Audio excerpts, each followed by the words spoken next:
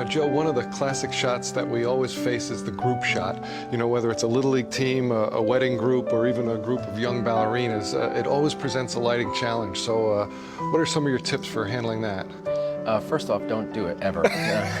No, kidding. No, of course, group pictures come with the turf, and the very first thing you have to do with a group is just establish your presence with them, even if it's only for a few seconds. Get to know them a little bit of banter. Again, as we were talking about before, smooths the road. And then, of course, the issue is the wideness of the group. How do you get light all the way around this group, edge to edge? And the SB900 has a couple of features that will help you out. Illumination patterns is what they're calling them, where you can actually program into the SB900 a dispersion of light that's either center, standard, or even. Well, I see we have our subjects in place. I'm going to let you go to work. Okay. Let's come on down this way just a little bit, and I'm going to ask you to come on out just a little bit there. Okay, Kathy and Effie, come out this way just a hair. Okay, we're going to put you more in a bit of a line there. You guys are going to look at me, and we're going to smile, okay? Count of three. Ready? 1, 2, 3. Pretty terrific. 1, 2, 3. Okay, now you guys keep looking at the camera, okay? Keep looking right here. Okay, fantastic. Oh, excuse me, I think I have to sneeze.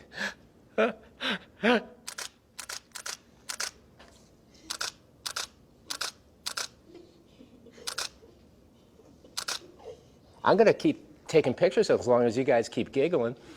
Okay, relax, ladies. Stay with me for just a minute or two, okay? Now, Bob. Yes, sir. We got a couple of things going on here. What I've done here is I've programmed in a shutter speed that's picking up some of the ambient light behind me. Slow sync flash. Exactly. So even though I've got a flash on the camera, which classically might not be the ideal way to go. It's certainly possible. But if I've got even illumination programmed into this and blending some ambient light exposure, take a look. That doesn't look like straight flash at all. It's not that classic, you know, black background with the harsh light coming from the front. It blends beautifully, and all done automatically by the camera and the flash talking to each other. What's the next step? Why don't we do the light off the camera? Okay. Okay, again, we'll follow our own advice. Let's pull the light off the camera. I'll go back to a commander up in here. I'm going to ask you to hold the off-camera light. Voice-actuated light stand. There you go. All right, I'll put that into remote. Program remote, and I'm going to double-check my menu. 1A. All right, here we go. You ready? Fantastic. What's good smiles? Oh, my goodness, ladies. That's fantastic. That's fantastic. Let's take a closer. Let's focus in a little bit here. Magnify that image.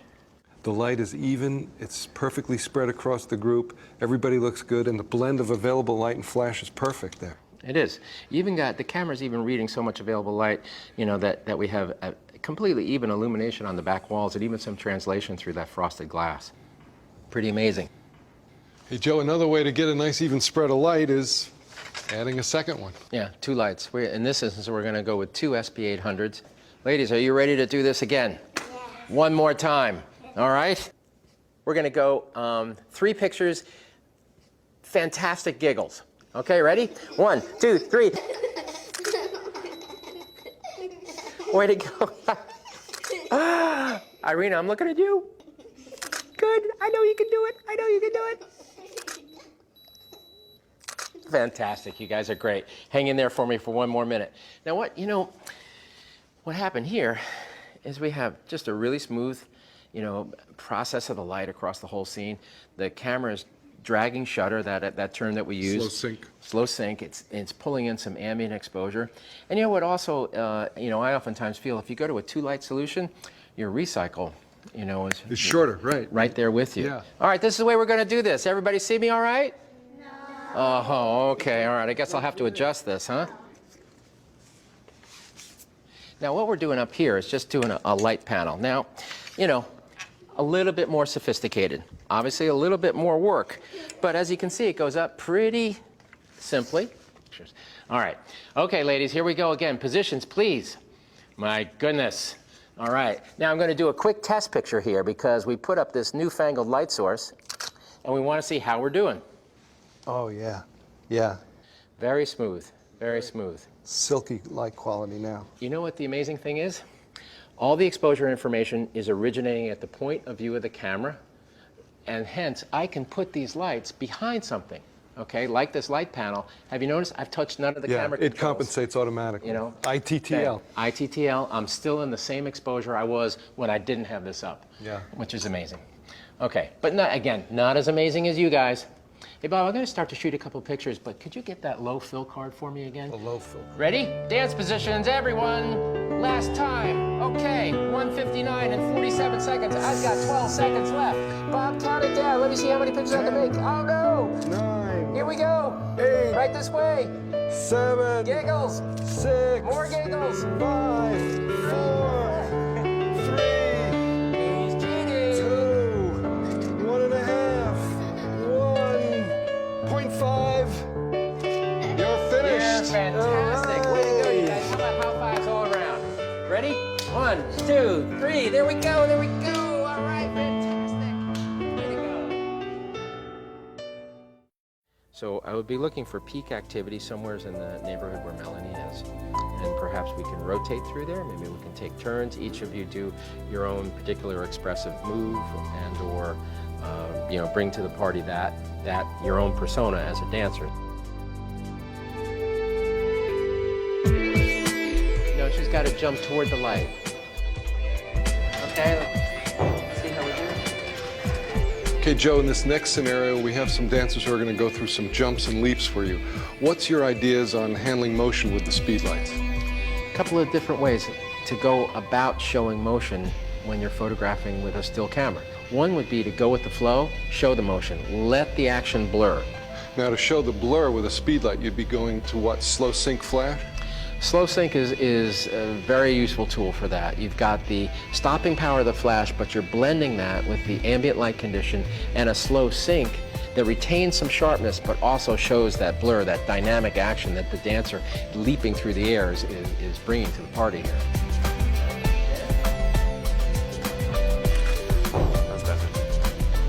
Okay, and go. Beautiful. Okay, and again, please.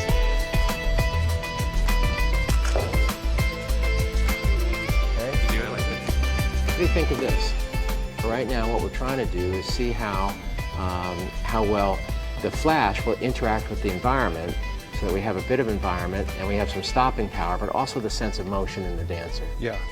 So it's the shutter speed, the slower shutter speed that's allowing for that slight blur, and the flash coming from the hard side direction is causing that nice crisp light that freezes her. But the direction of the light works beautifully. You've got a specular light source coming in from the side. There's shadows, but they're very beautifully placed, and it really works. It really works great with her jumping into the light. Joe, I think the amazing thing is when we look at this beautiful photograph that it's a result of only one speed light. And again, it's a sample of slow sync flash. Now, are you doing second curtain here? I'm just going into second curtain now. Let's see what happens there. All right, great. And we can talk a little about that. All righty. All right, ready to go, Jackie? Same thing. I'm really liking the leading lines. I'm panning along with you and trying to get some motion out of your jump. So height and motion is where I'm going here. Okay?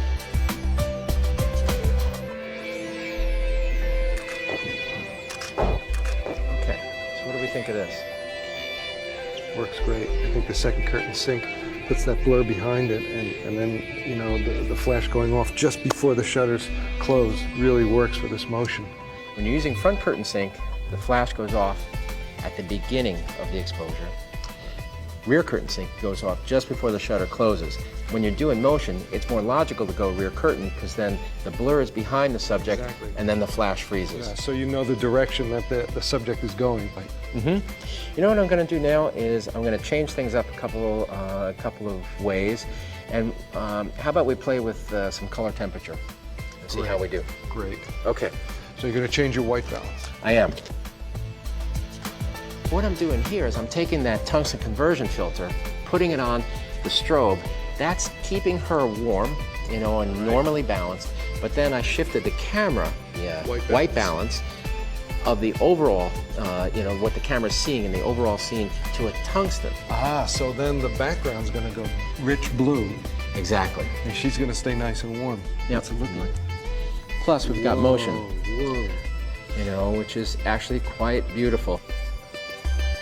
I think it's very, and very important for us as photographers to experiment. Experiment with color, with light, exposure, all of that stuff. I saw the pink tutu, and I thought, geez, if that melded a little bit into a bluish environment, could get very romantic, because It does look almost like stage lighting now. It's so dramatic and so moody with that blue background. So let's take a look and see if we're sharp. That's always a crucial question. Wow. We are. Yeah. With motion, there's always that sharp and sharp enough, Yeah. And the rear curtain helps us because what she's doing is flying and blurring, and then the flash fires at a much higher speed than the actual shutter. Right, so it's a mix of blur and then the flash is so quick that it actually creates a sharp edge light. And boy, the combination works beautifully. Years of watching cartoons have taught us that when something is moving in one direction, the blur's behind it, right? Are you a fan of cartoons? I never would have guessed that. No. Beautiful. The light is coming from the side, it's undiffused, and then you just played with complementary filtration using the tungsten conversion filter on the flash, setting the white balance to tungsten. You've created that nice kind of tension between the warmth and the coolness of the background. It's just amazing. Then there's the whole thing with the action, the second curtain sync. All these elements coming together to make one very dramatic photograph. And of course, throw into the mix all of that mechanics, and then throw Jackie, a beautiful dancer, and you're starting to really cook. Right? Good Thanks. work.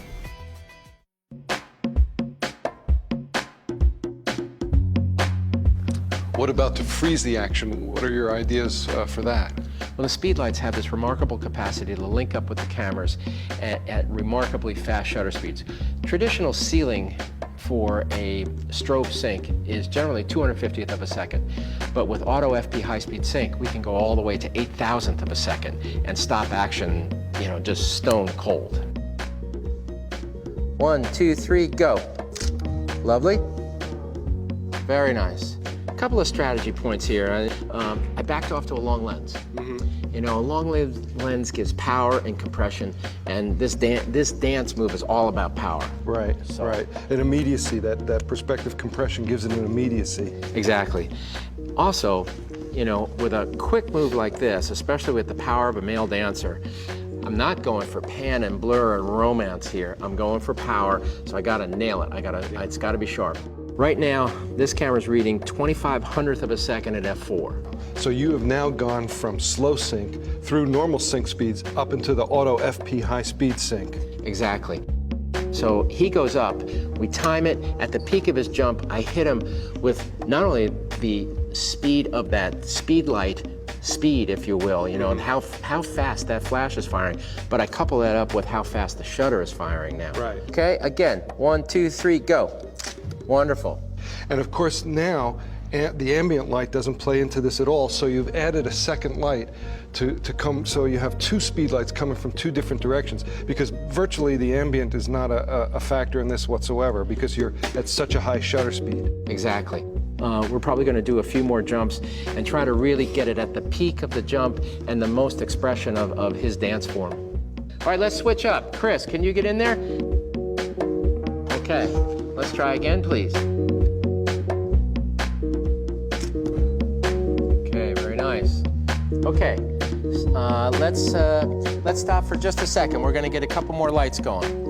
So you want to add a few more lights so you get a smaller working aperture with the auto FP sync. Yes, what I'm going to do here is we're going to add a couple of lights so we complete the rim of light.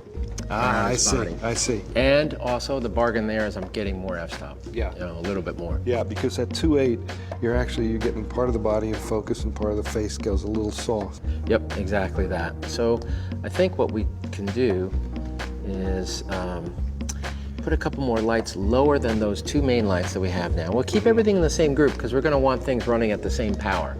Because basically this is just one solid rim, and the effect I'm hoping for with the two lights per side will be to extend the rim and make it a line, like a hot line of light all around his very athletic form. Quite a beautiful arc that he's making in the air. So I'm trying to do that as best as I can.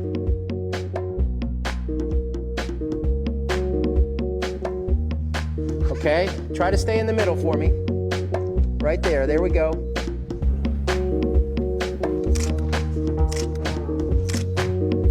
Okay, Chris, you're aces, you're done. Bravo.